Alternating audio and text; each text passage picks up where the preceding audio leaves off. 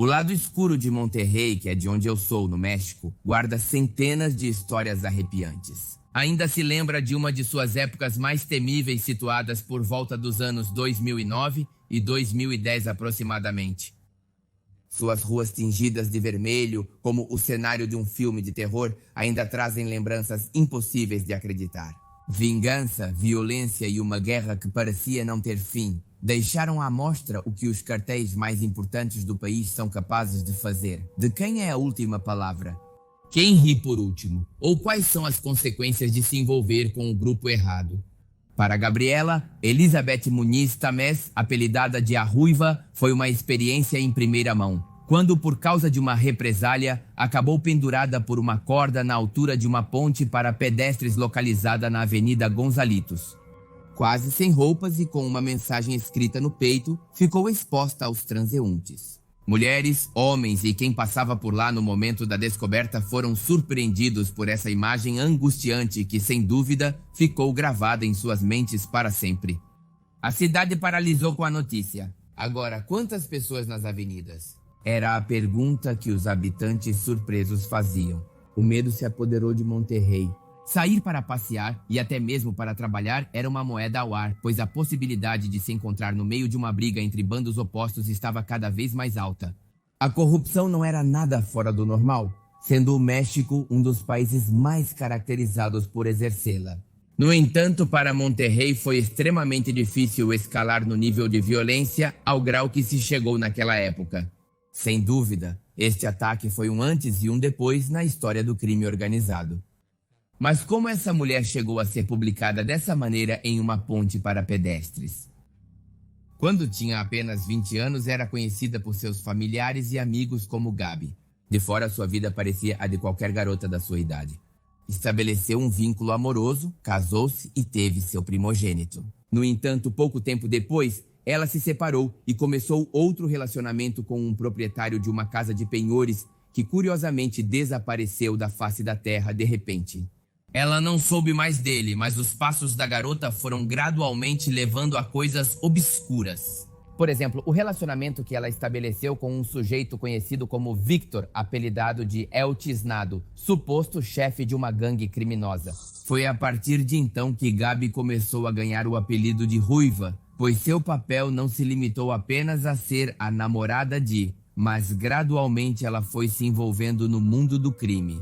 A extorsão a comerciantes foi a base com a qual ela estabeleceu sua reputação, mas isso só serviu para despertar um dos monstros mais temíveis, que era a ganância. O desejo de ganhar quantias exuberantes de dinheiro a transformou em uma das exploradoras mais impiedosas já conhecidas.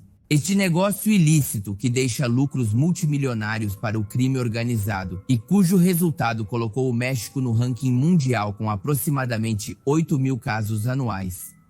Sua falta de empatia e violência deram a ela o necessário para assumir a posição de líder. No entanto, ela não era uma sequestradora qualquer, pois um pequeno detalhe a diferenciava do resto.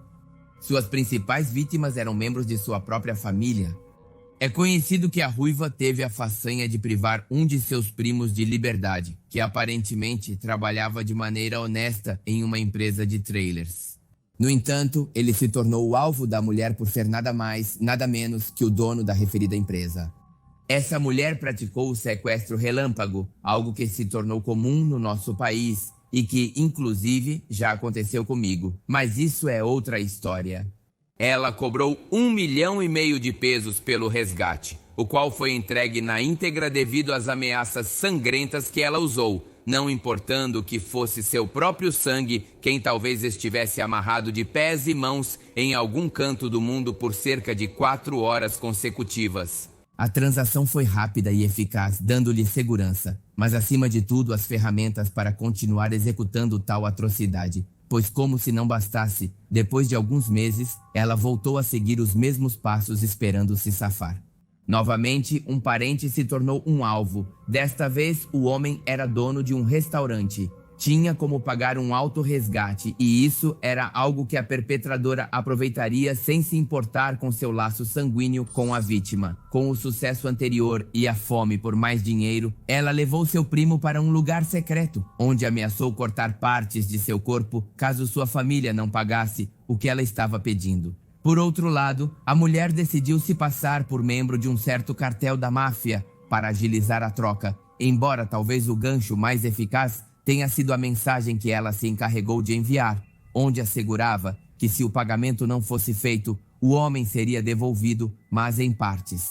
Seu apelido, a Ruiva, começou a ser ouvido por todos os lados. Ela era uma mulher respeitada e reconhecida, no entanto, sua liberdade durou pouco, pois em 8 de julho de 2009, ela enfrentou a justiça pela primeira vez.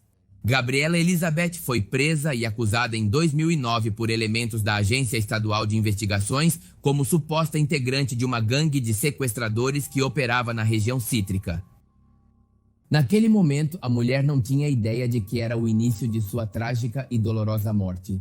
As coisas começaram a mudar, especialmente para seu único filho que ficou sob os cuidados de sua avó e com quem foi morar nos Estados Unidos, longe da vida caótica de sua mãe. Em contrapartida, seu pai se tornou um visitante recorrente da prisão. A situação lá estava tensa. Apesar de sua atitude de garota durona e problemática, sua fama como a Ruiva a perseguia, e nada do que ela fizesse poderia ter mudado seu destino, muito menos uma simples mudança de cor de cabelo.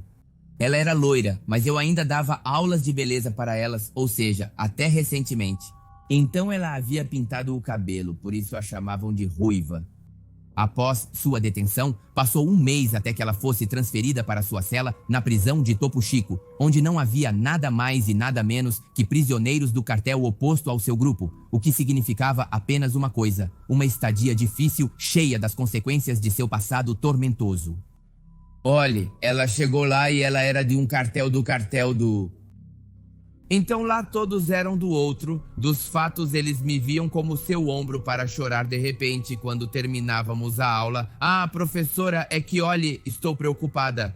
Como se a vida dela já não fosse complicada o suficiente, Gabriela Elizabeth havia contado à sua professora de beleza que se apaixonou por um dos prisioneiros das celas ao lado da prisão, das prisões femininas, que para seu azar era parte do grupo oposto ao qual ela sempre havia mostrado suposta lealdade, principalmente por ter um parceiro fora da prisão que pertencia a esse grupo criminoso.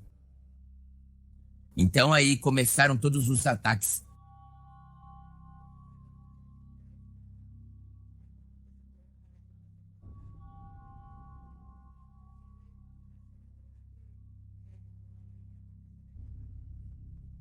Aos doentes de síndrome da imunodeficiência adquirida para que a estuprassem, para que a espancassem. A moça, quando a carcereira atirou, me contou outra dessas e outra interna me contou. Até então, ela já havia cumprido 1 ano e meio de sua sentença e tinha 31 anos de idade. Era então o mês de dezembro de 2010 e, segundo o relato da professora Elba, a mulher foi brutalmente agredida dentro das celas da prisão masculina. A carcereira atirou, outra dessas me contou e outra interna me contou. Quando atirou de onde a tinha essa carcereira e a levou, a moça já estava morta. Nesta versão é afirmado que a conhecida como a Ruiva já havia perdido a vida no momento do suposto ataque, após o qual acabou com uma corda em volta do pescoço. Viva ou morta naquele momento, esse fato causou grande medo dentro das celas do Topo Chico. A guerra pelo poder não estava apenas nas ruas, mas também atravessava as paredes e as grades da prisão. Lá, a situação era muito mais densa. Outra senhora daquelas senhoras que são bem fortes e assim, tipo chola também, e essa senhora chorando me dizia: professora, eu quero ir embora, eu quero ir embora. Veja que eles fizeram isso e isso com a Ruiva. Diz, e tenho muito medo porque o ataque contra nós vai acontecer. Sem dúvida, as represálias não demoravam a acontecer. Qualquer movimento em falso e um novo alvo era detectado. Por exemplo, ajudar ou auxiliar quem supostamente não deveria significava pagar um preço bastante alto, e não estou falando de dinheiro. Bem, essa guarda que foi levada, ela sabia que quando saiu da prisão, que o médico também a liberou para ir ao hospital, que a meio caminho sequestraram a ambulância e atiraram e a penduraram, mas a garota já estava morta. Essa guarda foi a que encontraram em pedaços no vírus da imunodeficiência humana, ou seja, por tê-la ajudado. E bem, todas essas coisas, isso foi o que mais me impactou. Relatado em primeira mão por Elba Galindo, que tinha contato direto com as internas, guardas e oficiais que cuidavam do presídio. No entanto, é precisamente esta versão que difere da que foi divulgada publicamente, considerando que o médico legista que realizou a autópsia garante que a mulher estava viva no momento em que foi exposta na ponte para pedestres. Nesta versão, disse que no dia 27 de dezembro de 2010, a ruiva foi libertada para ser atendida devido a um hematoma estomacal. Isso por prescrição do médico de plantão na prisão, que posteriormente confessou ter recebido ameaças de que seria morto caso não a deixasse sair. Então foi solicitada a ambulância para levá-la ao hospital universitário, um destino ao qual ela nunca chegou. Os guardas Maria Dolores Poblano Lugo, Jorge Aldala Pereira e José Luiz Moneda Guevara estavam escoltando a mulher no processo. Mas depois de 5 minutos de viagem, um grupo armado os interceptou no meio da rua, levando Muniz Tamés, o que inicialmente parecia ser um resgate ou fuga da prisão. Ninguém esperava o que viria a seguir. O comando foi encontrado pendurado com uma mensagem em uma ponte para pedestres em Nuevo León esta manhã. Gabriela Elizabeth Muniz Tamés, apelidada de La Pele Roja, que havia sido presa em 2009 por liderar uma gangue de sequestradores. Gabriela Elizabeth foi presa e acusada em 2009 por elementos da Agência Estadual de Investigações como suposta integrante de uma gangue de sequestradores que operava na região citrícola. Por volta das 7 da manhã foi possível ver o balanço de um corpo quase sem roupas na Avenida Gonzalitos, com a palavra Yair, isso escrito no peito, que novamente te digo, você não pode ver neste vídeo, porque a imagem é muito forte, mas se você for ao Google, certamente vai encontrar. Voltando, logo foi identificada como a líder da gangue de sequestradores que operava no município de Allende e que havia cumprido apenas 1 ano e meio de prisão.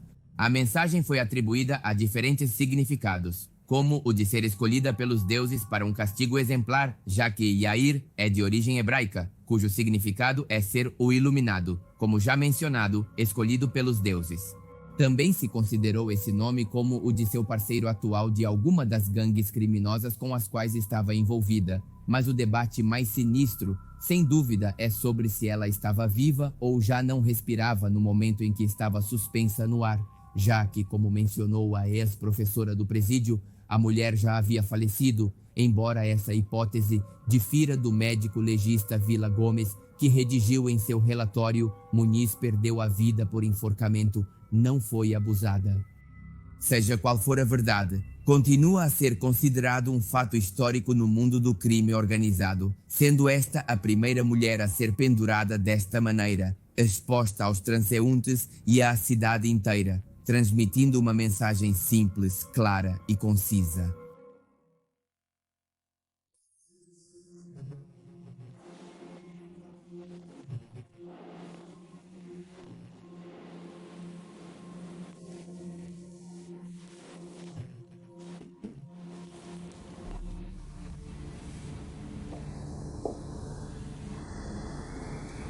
Em uma reviravolta dramática dos acontecimentos, as luzes da justiça finalmente alcançam um dos personagens mais evasivos do crime organizado mexicano. Edgar Valdez Villarreal, conhecido como La Barbie, é capturado em uma operação policial que põe fim a anos de jogo no limite com a lei. Edgar Valdez Villarreal nasceu no dia 11 de agosto de 1973 em Laredo, no Texas, possuindo tanto a nacionalidade mexicana quanto a americana. Sua história começou na United High School, onde seu treinador de futebol americano lhe deu o apelido que o acompanharia pelo resto de sua vida, ou seja, é La Barbie. Isso surgiu de sua pele pálida, cabelo loiro e olhos claros, criando uma semelhança com Ken Carson, o icônico companheiro da boneca Barbie. O histórico de prisões de Valdez começou aos 18 anos no Texas. No final de sua fase preparatória, em 1992, enfrentou uma detenção por homicídio culposo depois de ser capturado dirigindo na contramão e atropelando um professor de escola.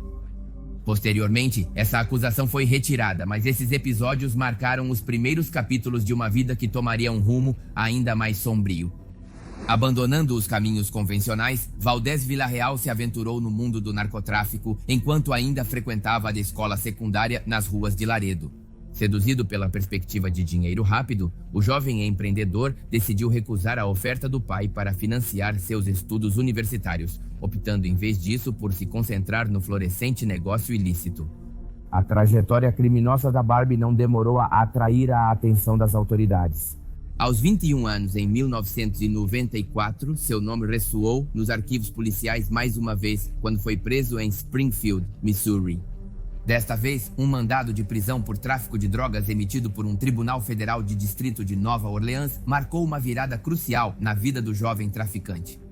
Com a sombra da justiça americana o perseguindo, Valdez Villarreal cruzou o rio para o México em 98, encontrando refúgio em Nuevo Laredo, Tamaulipas.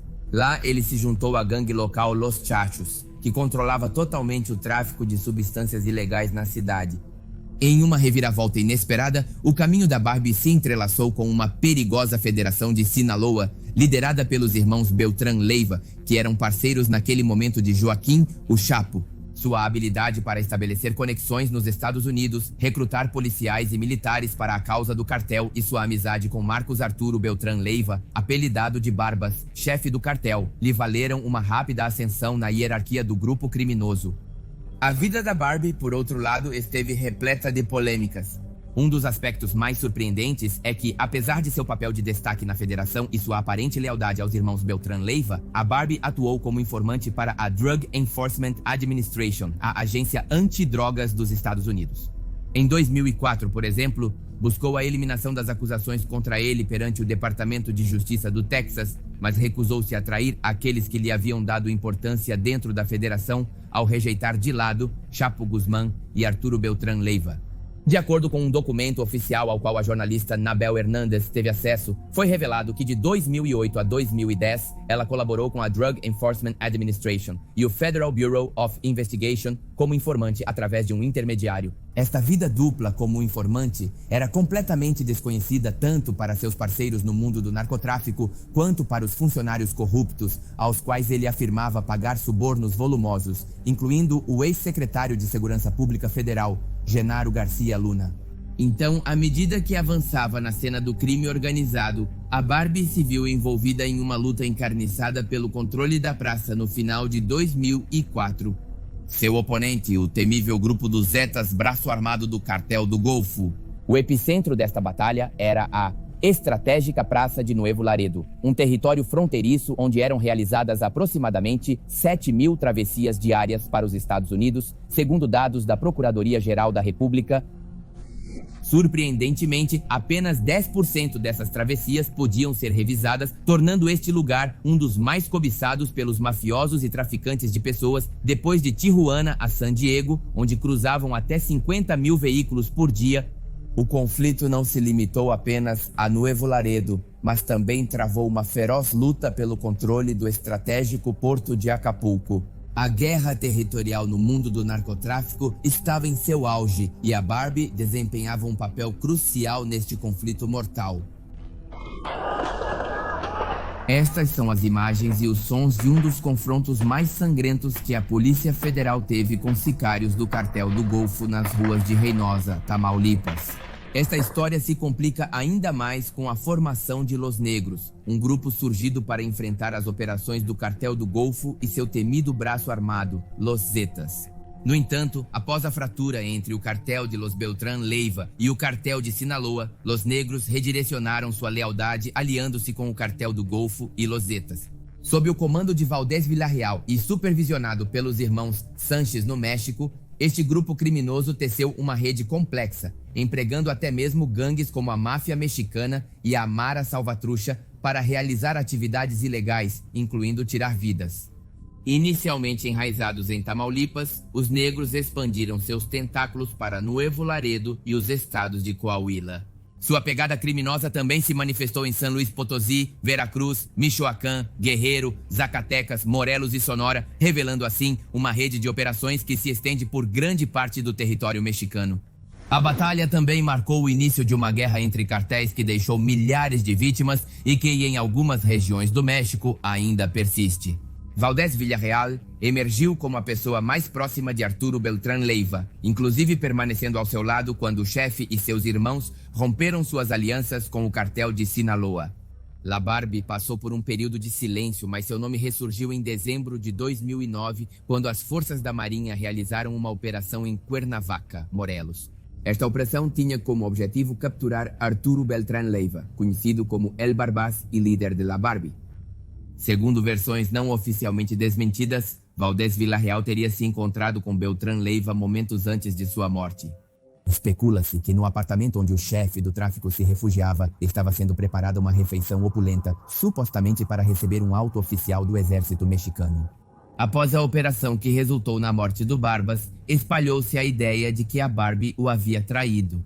A lealdade no turbulento mundo do narcotráfico provou ser tão efêmera quanto letal. Entre um histórico sombrio de homicídios, tráfico de substâncias ilegais e outros crimes, a Barbie deixou um legado sombrio no México, a fundação da União Tepito, um grupo criminoso que se consolidou como o mais forte em operação na Cidade do México e o principal gerador de caos na área metropolitana. Investigações jornalísticas revelaram que no ano de 2009, a Barbie convocou todas as famílias que tradicionalmente se dedicavam à venda de substâncias no infame bairro Bravo de Tepito. Propôs a eles se unirem sob sua tutela e aqueles que aceitaram fazer parte desta união ficaram sob a liderança de Pancho Calagua, que foi executado a propósito no ano de 2017. Desde esse momento, a União Tepito tem expandido sua influência no centro do país.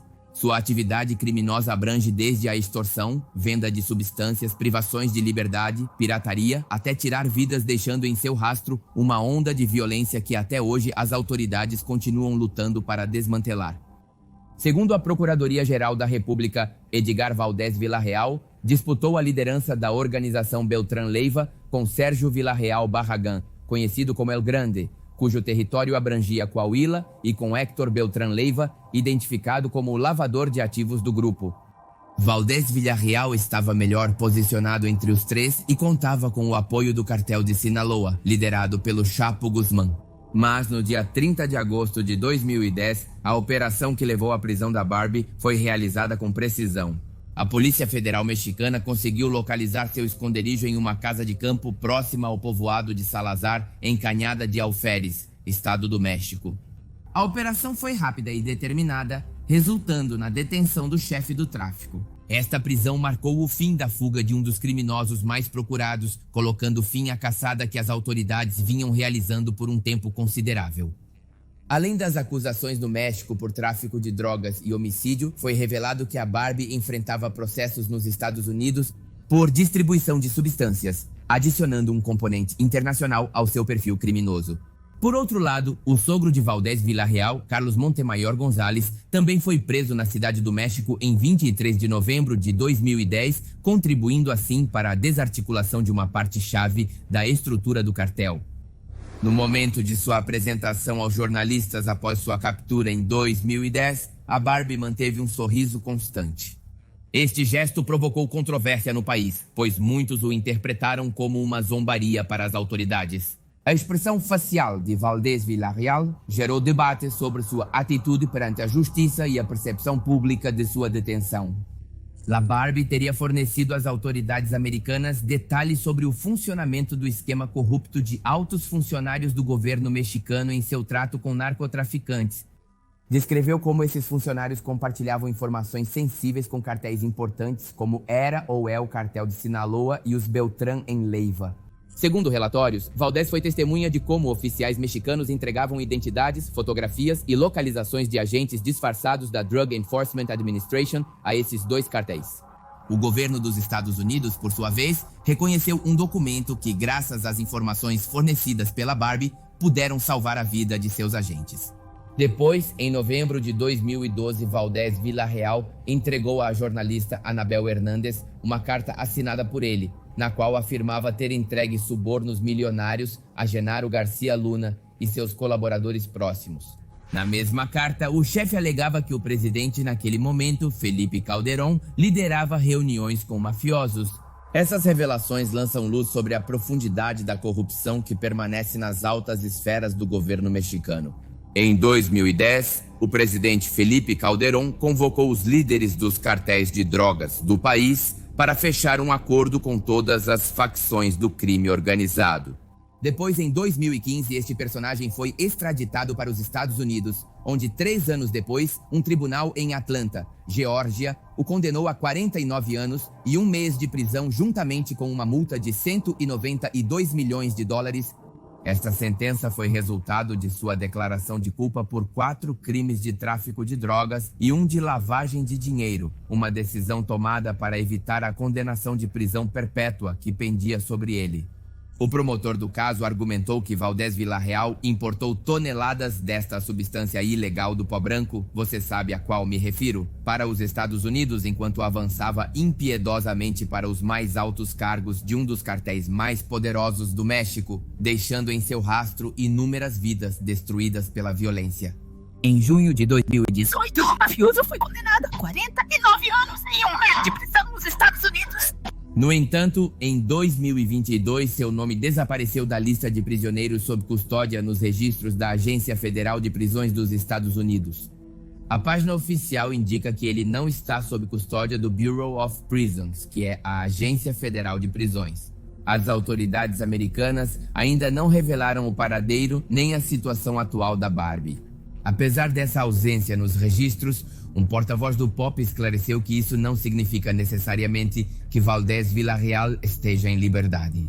Diante dessa situação, o presidente do México, Andrés Manuel López Obrador, anunciou que seu governo solicitou explicações aos Estados Unidos. Essas mudanças no registro oficial de prisioneiros coincidem com a véspera do julgamento contra Genaro Garcia Luna, cujo processo tem sido constantemente adiado desde janeiro de 2023.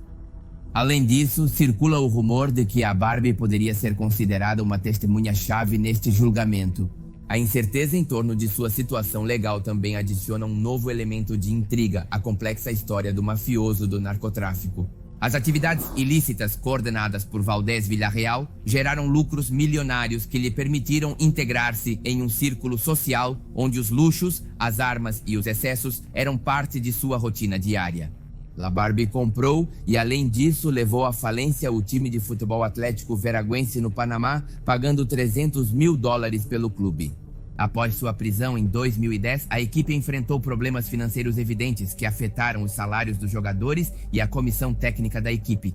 Em 2019, o Atlético Veragüense desapareceu após ser desfiliado pela Federação Panamenha de Futebol. Ele buscava um status reconhecido, como você percebe, e vivia a parte em constante celebração. Durante a primeira década dos anos 2000, era comum ver o tenente dos Beltrán Leiva nos clubes mais exclusivos de Acapulco, Cidade do México e outros estados do México. Com sua aparência cuidada, pele branca, cabelo castanho claro e um falso sotaque do norte, ele se apresentava em círculos sociais como um homem de negócios e engenheiro de profissão. Obtendo dinheiro através da violência, ele gastava em artigos de luxo, como ternos, camisas, sapatos e relógios de marcas muito exclusivas. Inclusive, no dia de sua detenção, ele usava uma distintiva camisa polo verde da Ralph Lauren. Seu patrimônio incluía propriedades em condomínios exclusivos e veículos de alta gama. Anabel Hernández teve acesso a testemunhos de pessoas próximas a Barbie que revelaram seus vínculos não apenas com políticos e funcionários a quem subornava, mas também com personalidades proeminentes do mundo do entretenimento no México. Desde a atriz e modelo Arlette Teran, com quem ele foi romanticamente ligado, até Sérgio Mayer, Isabela Camil, Jenny Rivera, o comediante Platanito, os Masca Brothers e até mesmo o grupo musical Intocable, Barbie acumulou reconhecimento nos círculos sociais mais populares da época. Além disso, os encontros aconteciam em clubes como o Baby O em Acapulco ou o Bar Bar na Cidade do México, conforme relatado por testemunhas à renomada jornalista. E é precisamente neste último lugar onde se desencadeou uma das maiores polêmicas em que ele se envolveu. Na madrugada de 25 de janeiro de 2010, este jogador Salvador Cabanhas sofreu um tiro na cabeça enquanto estava com sua esposa no Bar Bar da Cidade do México. Naquela mesma manhã, Cabanhas foi submetido a uma cirurgia e foi informado que seu estado de saúde era grave, mas estável.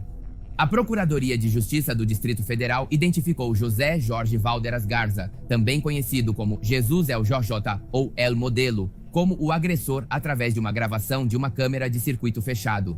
Além disso, 3 pessoas foram detidas por resistência particular.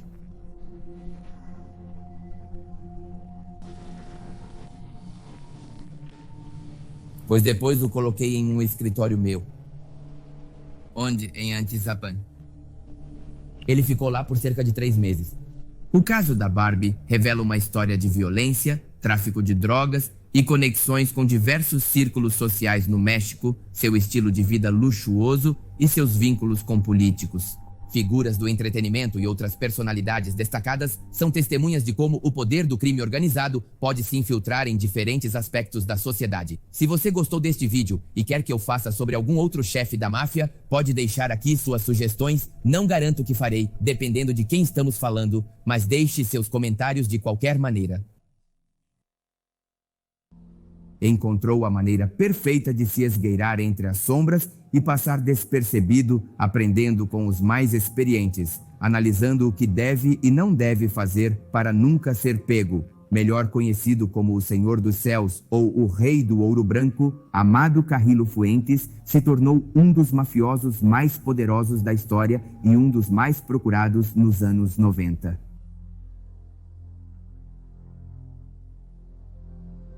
Nascido em 17 de dezembro de 1956 em La Tuna, município de Badiraguatro, mostrou desde muito jovem dotes de liderança e aptidão para se envolver no mundo do tráfico de substâncias ilegais. Logo deixou a escola de lado para se envolver nas atividades ilegais de seu tio Ernesto Fonseca Carrillo, o neto, um dos fundadores e líderes do cartel de Guadalajara. Começou cuidando de plantações na Platita Verde, e servindo como mula para o transporte desta e outras substâncias ilícitas. Na sua adolescência, já lhe eram atribuídas características de obediência, disciplina, perspicácia e certa sagacidade para cumprir as tarefas que seu tio lhe delegava. Era impiedoso com seus inimigos. Tinha fama de sair com diferentes garotas ao mesmo tempo e um enorme gosto por álcool e o tão conhecido ouro branco, que você já sabe a qual me refiro. No entanto, possuía uma qualidade que se destacava das demais, a generosidade para com seu povo, do qual nunca se esqueceu, mesmo em seu melhor momento como chefe, pois, de toda a riqueza que foi adquirindo com o tempo, destinou grande parte a seus 2 povos, no qual nasceu e no qual construiu uma fazenda para sua mãe, este último em Huamutilito. Instalou jardins, escolas, igrejas e outros serviços que facilitaram a vida dos habitantes, mas principalmente de sua família e entes queridos. Desde o início em negócios deste tipo, manteve um perfil discreto, pouco se sabia sobre ele e onde morava. Este foi talvez o seu melhor atributo, praticamente viver no anonimato, enquanto aprendia com aqueles que ocupam os cargos mais importantes. Foi enviado para Chihuahua pelo seu tio Fonseca, com um de seus sócios, chamado Pablo Acosta Villarreal, também conhecido como o Zorro de Ojinaga. Lá, enriqueceu ainda mais seu conhecimento sobre as culturas mencionadas anteriormente e tudo relacionado ao negócio. Passaram-se 10 anos enquanto trabalhavam ombro a ombro. Ele se tornou seu protegido e melhor discípulo.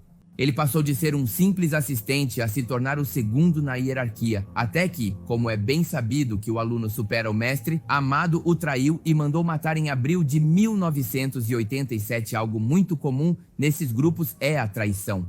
Com a ajuda do então diretor da Intercepção Aérea Terrestre e Marítima da Procuradoria-Geral da República, Guilhermo González Calderoni, que metralhou a raposa de Ojinaga pela suculenta quantia de $1 milhão de pagamento, deixando o caminho livre para Amado Carrillo assumir o controle total do grupo de narcotraficantes de Ojinaga, que mais tarde se tornaria o cartel de Juarez, um dos mais poderosos do México.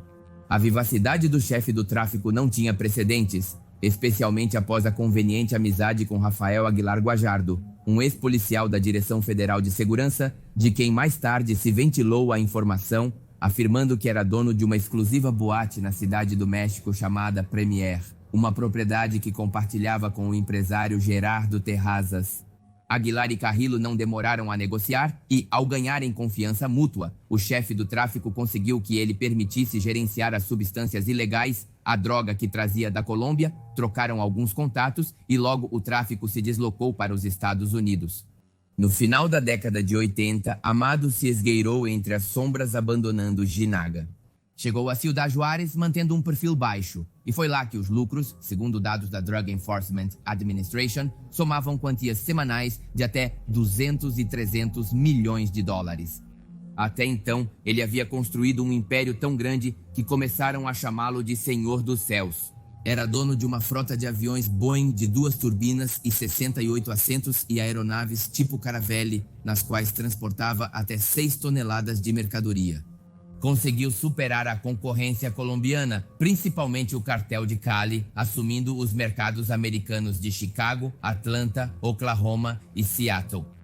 Trabalhando lado a lado com seu sócio Aguilar Guajardo, que não desfrutaria por muito tempo das enormes quantidades de dinheiro que adquiria, pois teve o mesmo destino que Pablo Acosta, sendo assassinado em 12 de abril de 1993 em um pier de Cancún, em Quintana Roo, no México. Novamente, vemos a traição aqui. Nada parecia deter o chefe, sua cautela, inteligência e falta de escrúpulos o faziam agir de maneira impiedosa para alcançar seus próprios interesses, sem se importar com quem ele derruba no caminho e capaz de trair seus próprios parceiros, foi o que o fez acumular uma fortuna impressionante. Seus negócios estavam indo de vento em popa, crescendo e se expandindo cada vez mais. Tanto que em 1994, o governo dos Estados Unidos declarou que o cartel de Juárez controlava 60% da mercadoria colombiana que chegava àquele país pelo México. Ao Senhor dos Céus só levou 6 anos para escalar ao topo da máfia. Ele ganhou a lealdade de policiais e militares que o ajudavam a manter sua identidade em segredo. No entanto, tudo mudou de um dia para o outro. Em 24 de novembro de 1993, quando sofreu um atentado dentro de um restaurante do Bali High, no sul da cidade do México. Embora tenha conseguido sair ileso, assim como o resto de sua família, graças ao trabalho de seu guarda-costas, Aizide Ramon Magaña, mais conhecido como El Metro, seu estilo de vida deu uma volta de 360 graus. Carrillo Fuentes tornou-se o principal alvo das autoridades. Até então, seu nome já aparecia em 26 investigações nos Estados Unidos e no México. Existiam 2 ordens de prisão contra ele. Além disso, a Drug Enforcement Administration ofereceu uma recompensa de 5 milhões de dólares e a Procuradoria-Geral da República ofereceu 30 milhões de pesos para quem pudesse fornecer informações que levassem à sua detenção. E, obviamente, o pijama de madeira. No entanto, as tentativas de encontrar seu paradeiro pareciam ser inúteis, já que Amado já havia construído uma enorme rede de proteção.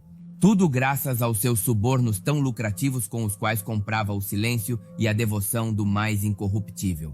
Assim, ele pôde viajar sem preocupações entre maio e julho de 1997 através da Rússia, Cuba e Chile.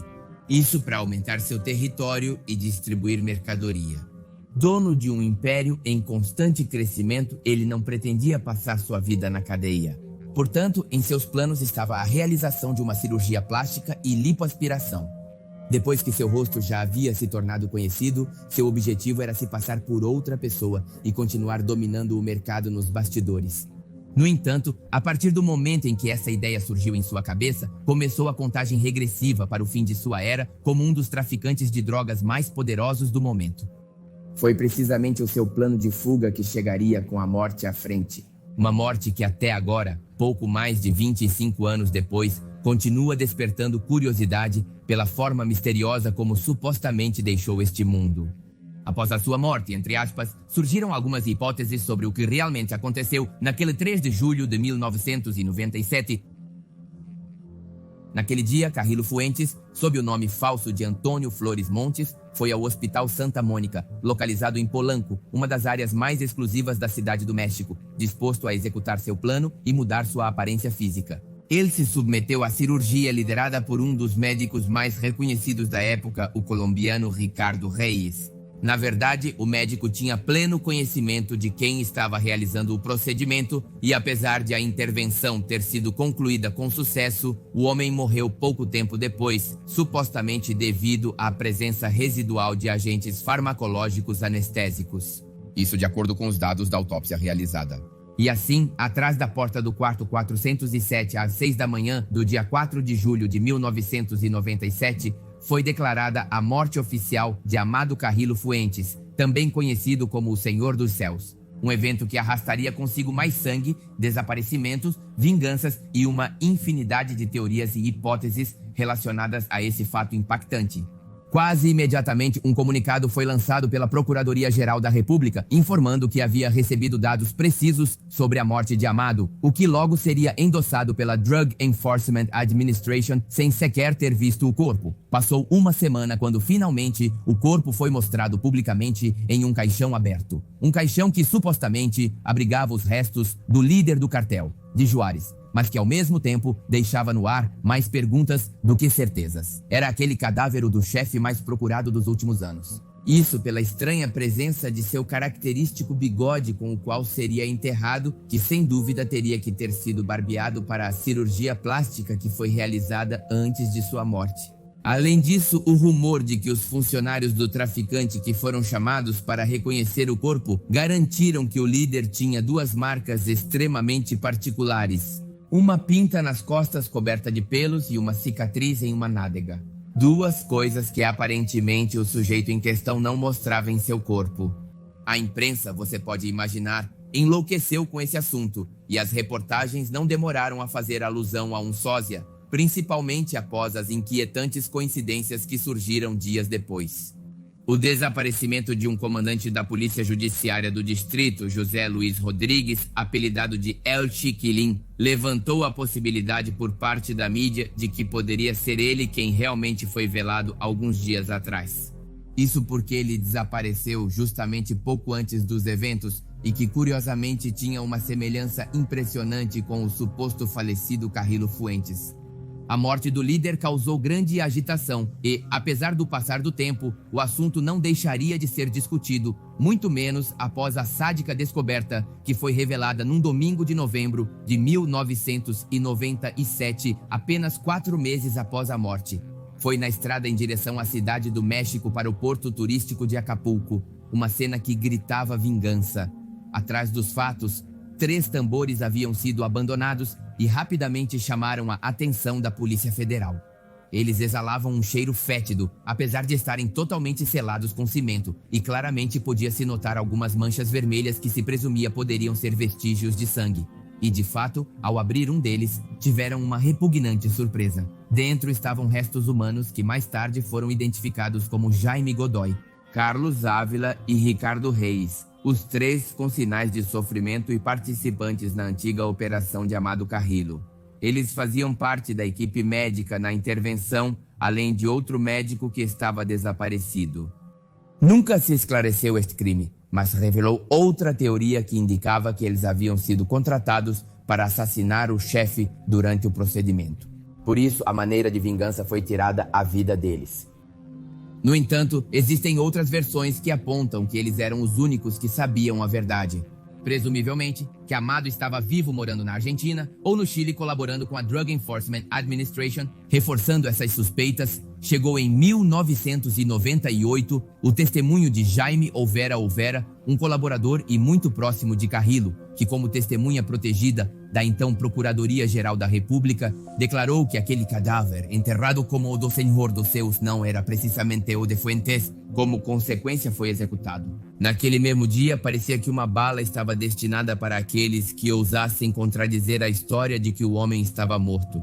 Certamente ninguém sabia. O que eu posso garantir era o trágico desfecho que esperava qualquer um que colocasse esse assunto na mesa. Novamente, e disso consta um trabalho jornalístico que ocorreu no ano de 1999 desde Nabolato. Vem o Biografia de Amado Carril Fuentes, foi o título que pôs fim à vida de seu autor, José Alfredo Andrade Bojorquez, um jornalista que dedicou parte de sua carreira profissional a coletar informações sobre desta surpreendente história além da narcocultura. Neste relato, os estranhos desaparecimentos que estavam em ascensão. Pessoas que tinham uma coisa em comum sugerir que ele, também conhecido como o Rei do Ouro Branco, permanecia vivo, talvez escondido, aposentado, ou como colaborador da Drug Enforcement Administration. Por outro lado, como pedido de informação, o jornalista Omar Sanches da Tangle pediu à Procuradoria-Geral da República o resultado dos estudos histopatológicos realizados no rim, fígado, pulmão, cérebro, medula, miocárdio, braço e pâncreas do cadáver, supostamente analisados anos atrás, bem como os resultados da identidade do ácido desoxirribonucleico.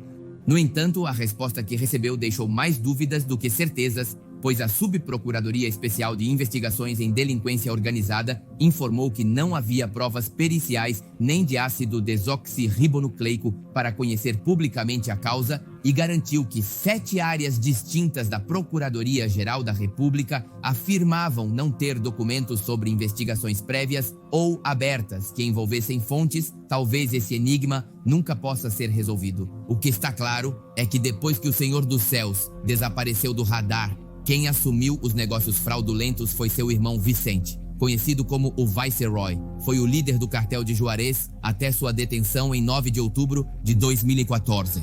No final, a fazenda localizada em Guamuchilito só ficou habitada pelas irmãs e pelas lembranças sombrias de uma das famílias de narcotraficantes mais poderosas do México. Era 2008 e a história de Carlita, uma decantadora de uma empresa de telefonia celular mexicana, não parava de ser assunto de todos. A razão tinha sido encontrada sem vida após se relacionar com o chefe da máfia conhecido como El Teo. Carla Priscila Carrasco Agüero, de 25 anos de idade, costumava trabalhar como modelo para diferentes marcas e empresas do México. Seus atributos e beleza física eram suficientemente chamativos para que todos quisessem contratar seus serviços. No entanto, havia uma empresa de telefonia celular com a qual ela sempre trabalhava, por isso começou a ser conhecida como Carlita a da Telcel. Homens ou mulheres, assim que a viam, ficavam impressionados com sua aparência. Por isso, era muito comum que os eventos aos quais ela assistia estivessem sempre lotados, mais do que qualquer outra coisa para vê-la. Contrataram a Carlita e só por isso já vale a pena, era o que se ouvia as pessoas dizerem lá pelo ano de 2008. Carrasco Agüero estava desfrutando de grande fama e popularidade, apesar de não ser alguém que aparecia na televisão ou nas redes sociais, que naquela época estavam apenas começando com o Facebook e o YouTube. Mas a popularidade era tanta que rapidamente chamou a atenção de pessoas poderosas, incluindo narcotraficantes e políticos. Um deles era o chefe conhecido como El Teo, que conquistou o carinho de Carla com atenções e presentes e com quem, infelizmente, acabou se envolvendo sentimentalmente mais tarde. Mas após isso, nunca faltou aquele típico empresário distraído que queria conquistá-la sem se importar com nada, ao que sempre surgia a frase "não se iluda, ela é namorada de um cara pesado".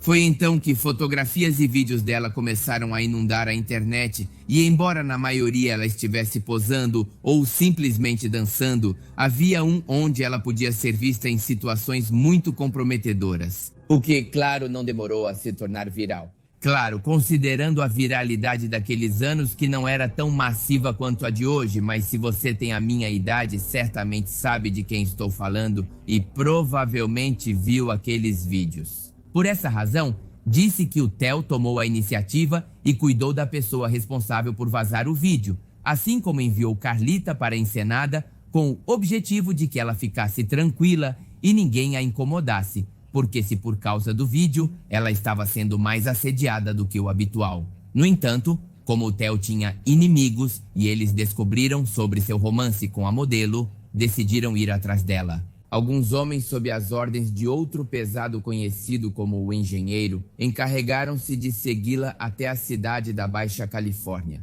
Mas a garota, de então 25 anos de idade, não sabia de nada disso e por isso continuou sua vida como se nada tivesse acontecido. Era final de novembro de 2008, Carrasco Agüero estava dentro de um negócio supostamente de sua propriedade chamado Market Party, dedicado especialmente a embrulhos e presentes, localizado na rua Pedro Loyola, entre a Avenida Esmeralda e o Boulevard Sanguines. Eram cerca de 7 da noite quando 2 homens entraram pela porta e abriram fogo contra Carlita.